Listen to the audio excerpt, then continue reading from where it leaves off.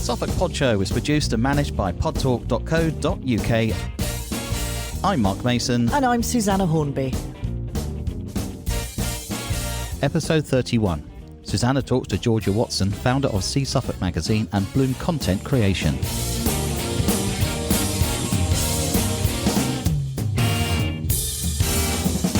Welcome back to the Suffolk Pod Show, and today we have the delightful Georgia Watson with us. Hello, Georgia. Hello, thank you so much for having me. Well, it's a pleasure to have you. We are excited to hear about everything that you're doing, and it's quite a lot. So we let's talk about that in some depth in a moment. And we love the fact that you basically developed your businesses out of a love for your county, which is Suffolk. And we talked to so many people about how wonderful Suffolk is. So I think you're just going to compound that for everybody when you start talking, because what you say is just wonderful. But before we do that, as always, Georgia, did you grow up in Suffolk? Yes, I did. I grew up on a farm near to Dunwich, and it was, absolutely lovely. I mean, I think when you're young, you don't you just kind of take where you live for granted, really. But looking back now, I was so lucky to live in the countryside, go out and make dens on the farm and have that real sort of country living. Yeah, no, I can imagine. And did you come from a big family? No, well, not especially big. We're real sort of farming family, so generations gone back, we've always farmed. And we, that's kind of been sort of family history, really. But I mean, as you can see, I haven't gone into that myself. No, not quite. But I was going to ask you, when at some point you must have just loved or started to become interested in writing? One of my mum's sort of stories that she always tells about me is, as soon as I could stand, I was pulling books out of bookcases. That was something that I was always doing. And I always had an absolute love for books. And my real sort of like inspiration with like writing and getting into fashion journalism, which I originally started out in, was through my grandma. She absolutely loved clothes and magazines and fashion. And she actually was invited to go and study at Central St Martin's in London. But unfortunately, the war broke out, so she never actually got around to do it, unfortunately. But I've actually got her drawings of amazing fashion illustrations up on my wall. I can see them now. And she, whenever I used to go over there from a really young age, she'd buy me magazines, and we'd flip through them together and we'd read them together, and then we'd sort of pass them over to each other. And so she was a real inspiration to get me into reading, so I became a real bookworm. And I think that's often the way that people then get into writing is they love books and they love magazines. And that's where it came from. That is just lovely. I'd love to see those prints or sketches as well. I should definitely show them off more. It's one of those things I just sort of keep them all to myself. Yeah, because of the fashion then as well. It was so stunning. Yeah, absolutely gorgeous. But you took it quite seriously. You wanted to work in fashion or whatever, and so you went to Southampton Solent University. I went to study writing, fashion and culture, which was the most amazing course. It was absolutely fantastic. And we got to learn lots of different parts of fashion journalism. So not only writing for different publications, but we also did things like visual merchandising. We did fashion styling, anything you can think of related to that industry we were studying. We did modules in PR, modules in marketing. And it was an absolutely fantastic course. And we did a lot about the history of fashion as well. Yeah. And part of the course, obviously, we were doing a lot about our journalism. And we actually had to create a niche blog. And this was kind of when blogs were starting to get monetized and that kind of thing. So it was still a fairly new industry, and we had to start writing our own niche blog. And a lot of the girls obviously doing it about fashion, and I thought, no, I want to be a bit different. A lot of people at my university, they had no idea where Suffolk was. They might have heard of Ipswich Town Football Club, but that was about it. Yeah. And I thought, right, I need to really tell people about Suffolk, about how great it is. So I decided to do my project for my final year on See Suffolk, which is the blog that came out of that. Well, obviously, you were saying that not many people knew about Suffolk. It's so strange, isn't it? Is it because we're just in East Anglia, do you think, and we're just sort of slightly on the side and we seem to be missed out? But we really do have one of the most beautiful counties in the country. Yeah, 100%. I think people very much will travel to, say, like Norfolk or Cornwall for their holidays, and they just kind of skip through and they just drive straight through us without realising how gorgeous our coastlines are, and even our market towns. And really wanted to try and get people to come here as their sort of, for their holidays, and then hopefully, stay here. Yeah, no, quite. Let's talk about that blog for a second. So you sat down, you said, right, I'm going to do something called See Suffolk. How did it start off? So it was really part of the project. We had to create, I think it was something like 4 blog posts, and then like a marketing plan for the blog as well. So it was really all started up for that project. So I did that, and then I just was thinking, this is really great. I really enjoyed this.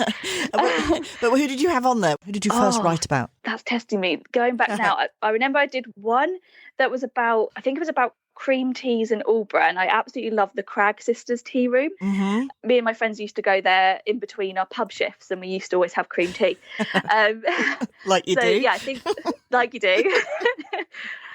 So yeah, I think one of the first ones was that, and then I also did how to have a day out in Framlingham, I think, and talked about different individual businesses. Then I think I interviewed another business. Yeah, it's going back a while now. No, I know, but I had to ask. I had to ask because it must have been, because it's the very foundations of what you do now. It was terribly important. You got it right, and you obviously did. Yeah, it was a really good basis for it, definitely. So you got your degree and you stepped out into the big wide world. And where did you start working?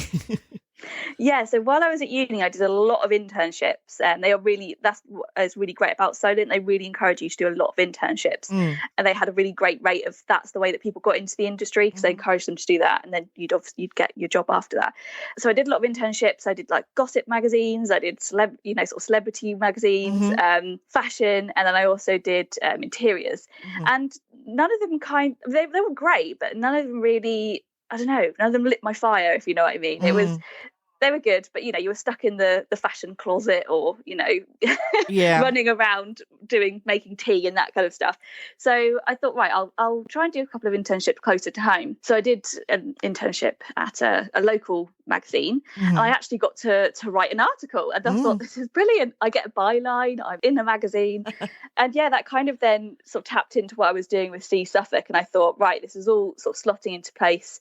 I think my purpose is to go into regional journalism. So I was really lucky. The place that I interned in, as soon as I came out of university, they gave me a job as a PR and editorial assistant. And yeah, I went to work for them. So I was writing for their different publications. They did a couple of different local ones. One was more business focused and one was more consumer focused. So I did that. And then I also worked for their marketing clients. So social media management, press releases and all of that kind of thing. So it was a really great starting point for me there. Sounds wonderful. And that was one of the sort of larger, was it a newspaper group or a magazine group? No, it was a creative design agency. That was where I started out. And then after that, I moved to another smaller publication to work as an editor of their magazine. Yeah. And then I went into a larger group organisation. Yeah. But you mentioned it there. You became an editor at a really young age. I got my first editorship at 25. So yeah, I was really young. I'm not surprised talking to you now. I'm not surprised one bit. But that must have been quite something. It was an absolutely amazing achievement, and I'm still today. I'm still like, how did I manage to do that? But it was pure work ethic, and it's something that I say to people if they're going into the journalism industry or marketing, or to be honest, I think any industry. If you work really hard, you show up, you stay late, you will reap the rewards of that, and that's how I did it. Yeah, I can tell.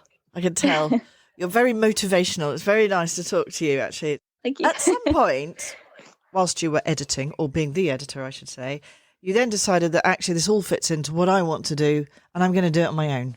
Yeah, so while I was, working my way up, I was also continuing to run See Suffolk in my evenings and weekends. And yeah, it was always something in the back of my mind. I thought this is what I want to do. I really want to take this places, but it was kind of needing the right time and situation. And there was a point in 2018 where over the summer, my blog had just kind of quadrupled in views, and my social media was starting to take off, and people were coming to me and kind of asking me to be on the blog, and if I could help them with their marketing. So yeah, I sort of took the jump and left my job, and here I am. Did it? It's quite a big step. You were, reasonably young, but then I always say that's the time to do it. Go for it, and don't look back. Yeah, and I thought it's exactly it. And I thought I'd got to the point where if I waited much longer, I probably would have had too many other commitments that would have stopped me from doing it. So I thought if I don't do it now, I might never do it really. So that's what I went for. And you have now. So you ran See Suffolk as a blog, and you've been writing content for clients through your PR agency, which I want to talk to you a bit more about in a minute. But you decided during the pandemic that this was the perfect time to launch a magazine. Yes. Yeah. I know. And looking back now, I'm like, oh, what was I thinking? But no, I think, I think because I had, obviously with my marketing agency as well, with Bloom, a lot of my clients, had to pause a bit of their marketing, understandably, because they weren't open or they didn't have the funds coming in. So I did have some extra sort of time and space really to think, right, what am I going to do with that extra time? And I'd always imagined that the blog would eventually become a magazine. So I thought, right, now it seems to be the right time and I'm going to go for it. And obviously when I decided that last summer, things looked like they were going to get better. And I thought, this is probably now the time as things are getting better. But obviously we weren't to know that we'd go back into a big lockdown. No. But yeah, I thought, right, well, let's just do it and set it up on a crowdfunding basis, which I'd seen a few magazines do successfully. And then, kind of launched from there with the amazing backing of all my amazing followers on Instagram, really.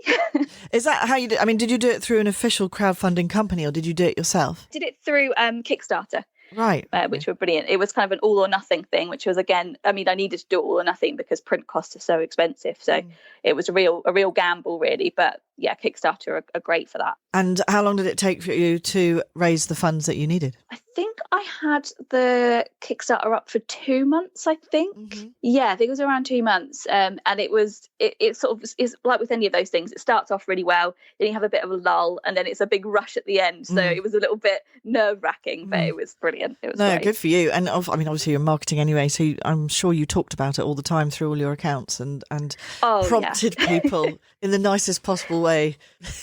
Yeah, I'm sure I bored people to tears.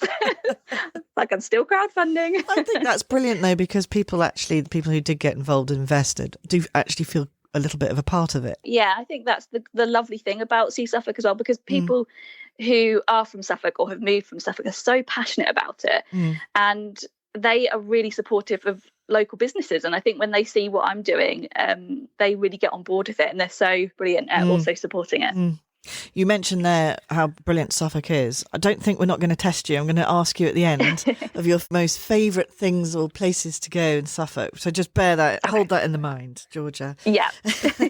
Right, let's talk about the magazine because it's beautiful. Thank you so much. It was really important to me to make it real luxury coffee table publication. People have said it's more of a book than a magazine, which is quite true. But yeah, it's sort of luxury and it's uncoated. It's not a glossy magazine. It's kind of, it just feels lovely to the touch, which was again really important to me. It's slightly kind of wider than A4, but I absolutely love it. And it has so much content about the seasons, so that's again something that I wanted to kind of do, so it's different from like monthly publications.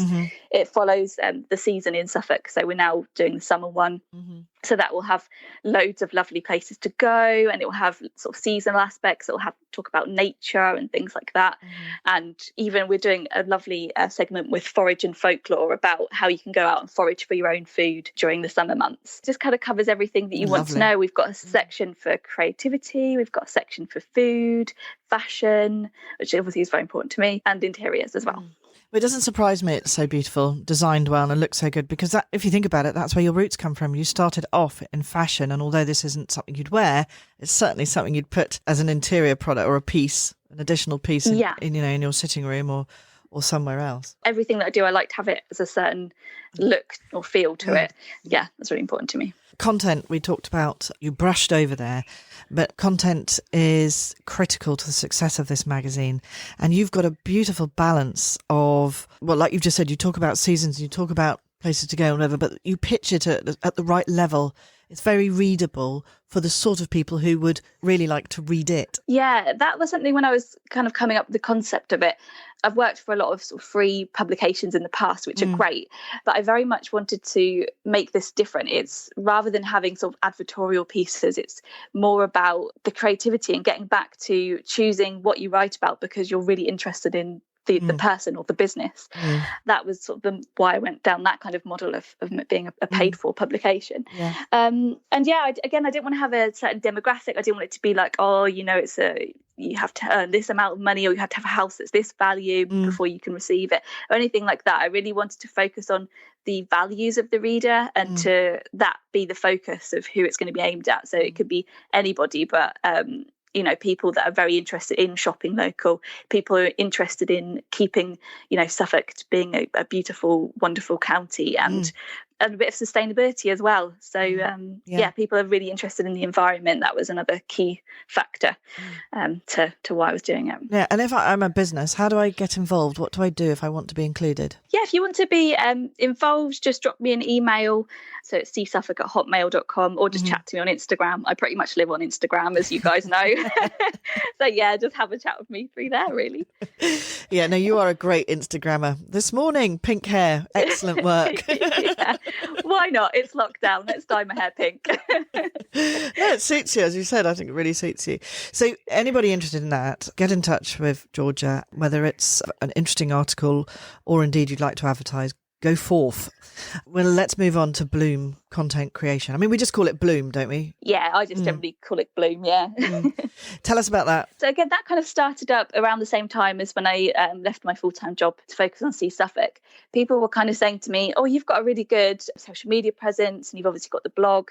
Could you help me do that for my own business? So I was having companies sort of asking me to write for their websites and do social media management. So that's where Bloom came from. And we kind of offer any kind of copywriting services, really. And we also do a lot of marketing training as well, especially with lockdown. People obviously had the time on their hands to do it themselves. So we've been training people to do Instagram and do Facebook and learn how to blog and that kind of thing.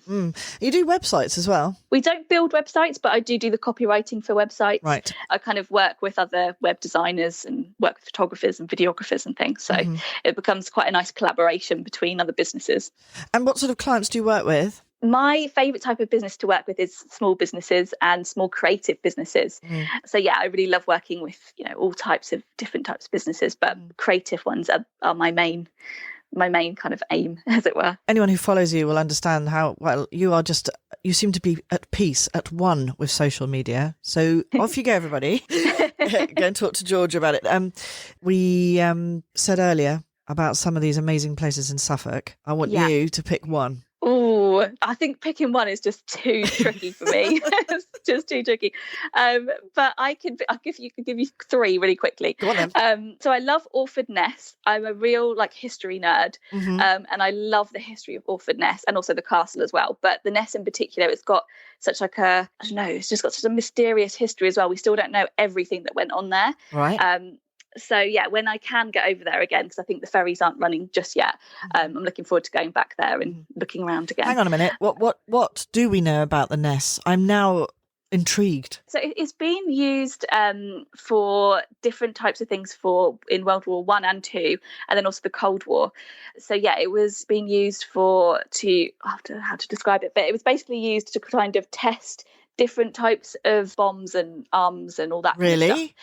So when you go onto the Ness, you have to stick to the past because there's still maybe some unexploded mines and bombs out there. Oh my goodness. Okay. Yeah, and it's absolutely fascinating. I love it. So and I think there's still some things about the Cold War that we don't quite know what exactly went on there. So that's quite fascinating to me. Very. Go on. Tell us your second. Oh, yeah. The other one. The other ones. The other places that I really love, I really actually love Sizewell. And I'm very, I don't get too political in here, but I'm very keen that they don't build another nuclear power plant. But I absolutely love Sizewell. If you go down there, there's such a wildness and it's just it's almost quite eerie, but it's gorgeous. I definitely tell people, if you haven't actually been down to that beach yet, just to go down there and walk along there, and you can walk all the way along the cliffs up to Thorpe Ness, and then hopefully when the pubs are open, you can have a drink at the pub. Very nice idea. Is it a pebble beach? Yes. Yeah, it's lovely down there. And then my third one is probably Bury St Edmunds for shopping. Hooray! Yes, I love Bury St Edmunds. It's got so many great independent shops and cafes. So a day out there, I think, is a must. Yeah.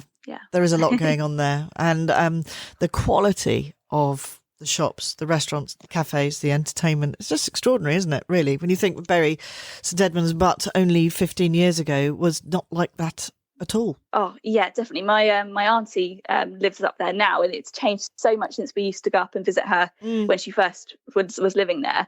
And it's got so many great places. You've obviously got like the Arc Shopping Centre with the Apex in there, but then you've obviously got the Abbey side of things where everything's got all the history again down there, and all the independent shops as well. Just brilliant. And St John Street is great for independent shops as well. That's brilliant. It just reminds me of a mini Covent Garden at times, but yeah, like it. Definitely. Yeah. Especially when you've got market day as well. You've got real atmosphere there, which is great. Now, how do we get in touch with you? All of those. What's your website? Website for See Suffolk is seesuffolk.com. So really easy. Bloom is bloomcontentcreation.co.uk. And then on Instagram, See Suffolk, and on for Bloom, it's Bloom Content Creation. So yeah, nice and easy. Okay. And finally, how do we get hold? Are there any left? Any See Suffolks left? Yes, we've got some of the winter ones left, which is great. We've got them available on our website, so seesuffolk.com. You can buy them straight off the website. You can either have them as a digital or print publication. It's up to you how you prefer to read them. And then, I'm hoping once the shops are back open, they will be able to have our summer magazine again. When are you planning to publish? Hopefully first week of June. Fingers crossed. Fingers crossed. Let's hope for that. That would be wonderful, wouldn't it? Yeah. Well, thank you for spending some time with us, Georgia, and good luck with that next edition. We cannot wait to see it. Thank you so much. I'm really looking forward to getting it out there. Okay, we'll let you go because you're a busy woman. And if you'd like to say thank you to anybody, you're more than welcome to. Oh, yeah. I'd love to say a huge thank you to everybody that donated to the crowdfunder last year. I honestly could not have done it without you guys. So thank you so much. And especially to the VIP advertisers that have stuck with me throughout. So thank you so much to all you guys. And thank you for having me, Susanna, on your podcast. That's a pleasure. Okay, see you soon and take care. Thanks so much. Bye. Bye. Thanks for listening to The Suffolk Pod Show. Find us on Facebook, Twitter or Instagram. Or you can visit our website, podtalk.co.uk. And here's our disclaimer. The Suffolk Pod Show will not be held responsible for any omissions or errors in its podcast. The Suffolk Pod Show is produced purely for entertainment purposes. Views and opinions are that of our own or that of our guests.